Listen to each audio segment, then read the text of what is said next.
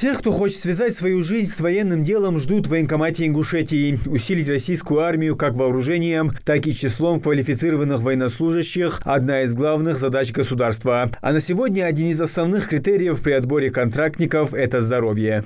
На военную службу по контракту могут поступить граждане, изъявившие желание в возрасте до 60 лет, имеющие категорию годности А – годен к военной службе, либо Б – годен к военной службе с незначительными ограничениями. Предусмотрена единоразовая выплата в размере 195 тысяч при заключении контракта от 1 года и выше при зачислении в списке части.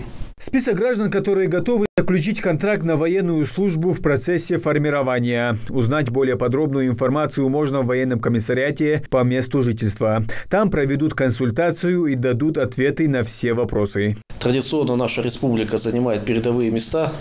Во время службы в армии наши мужчины очень воинственны, очень мужественны, спортивны, подготовлены и с честью несут свою службу, как срочную службу, так и по контракту. Служба по контракту начинается у нас с военкомата. Любой гражданин может прийти в военкомат, узнать условия службы.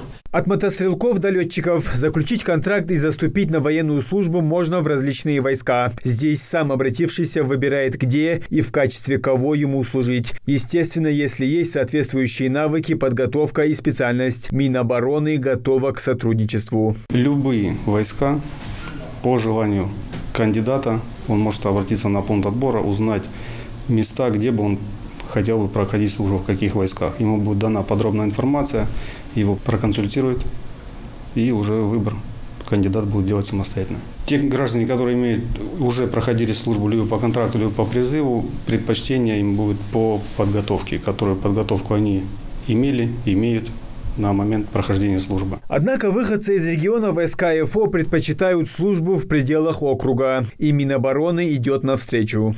Служба проходит в Южном военном округе, то есть никто никуда не отправляет ни в Сибирь, ни на Дальний Восток, ни на север людей. Все будут служить у нас. Очень хорошее рекомендуемое место – это у нас 503-й полк, станица Троицкой республики Ингушетия.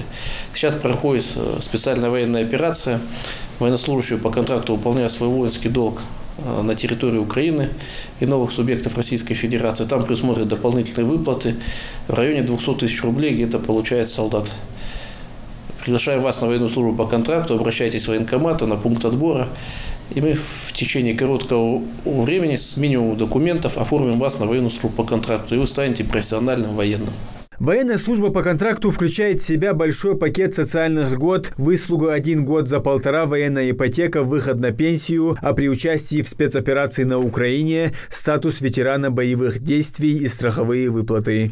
Социальная защищенность военнослужащих полностью – это медицинское обеспечение, продовольственное обеспечение, вещевое, высокое денежное довольствие, плюс жилищный вопрос, реализация ипотеки. Большое внимание военнослужащим уделяет глава Ингушетии. По поручению Махмуда Али Калиматова такой категории граждан оказывают определенную помощь. Участники специальной военной операции получают земельный участок под ИЖС, а их дети – ряд социальных льгот. Муслим Ганиев, Рамазан Зурабов, Новости 24.